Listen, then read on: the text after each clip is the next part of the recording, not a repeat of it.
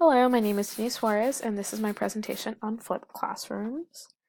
So the article had defined a flipped classroom as an educational technique that consists of two parts: interactive group learning activities inside the classroom and direct computer-based individual instruction outside of the classroom. So the visual right here just shows that what our traditional way of learning is what we do now: lecture inside the class, homework at home. And in the flipped one, we're actually watching the lecture from home or wherever we might be, and then when we go into the classroom, we're doing homework and classroom activities. The article highlighted 5 theories that guide its design. The first one is learning styles, and this is where students basically have like a unique style of learning, and based on this style of learning, it will help them grasp content more quickly. The second one is cooperative learning, and this is learning in small groups with one another, and this allows the students to collaborate. The third one is peer-assisted learning, and this is where students help each other learn and explain concepts. And in the videos, it had mentioned how, both advanced and less advanced learners can benefit from this. The fourth one, is problem-based learning, which is student-centered. And basically, it's a place to work out concepts and where students are able to develop their problem-solving skills and apply their knowledge in real life. And the last one is active learning. This is where students are engaged in the learning process. So what are the benefits? So the videos highlighted how teachers spend more time in the classroom working with students. It allows to have more one-on-one time with them. It also allows students to work at their own pace. Each student, they don't grasp the material as well as others. So if a student were to sit in the back of a classroom and just, not really pay attention, and the teacher asks, "Oh, did everyone get it?" They could easily just say, "Yeah, I did," when in reality they didn't, and the teacher won't know this until, it comes time to tests and stuff, and then they see that. So working at their own pace, they can watch the lectures over and over again as much as they would like. And then if they still have questions, they can bring those into the classroom with them when they do their homework. It is more efficient, so students come to class ready to contribute to the lesson, ready to contribute to other students. It allows students to help each other.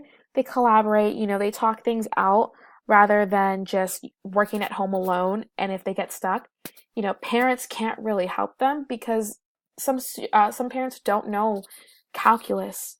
So the students in the classrooms are there to help other students. And then traditionally, teachers stand up in the classroom, give a presentation, and that's it. Teachers are considered guide on the side. So students will collaborate with one another and do their homework and classroom activities. And if they have questions, the teachers are there to guide them. Teachers, every year they give the same lecture, and with flipped classrooms, they won't have to do this. They will have more time to focus on the needs of their class. And lastly, it promotes equal learning opportunities as all kids get the same attention when doing their homework. Typically, teachers engage most with confident students who ask questions. Flipping allows teachers to target the students who really need help instead of just those who are confident.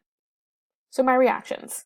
I think it would be great to incorporate technology into the classroom, like YouTube, Wattpad, and Khan Academy.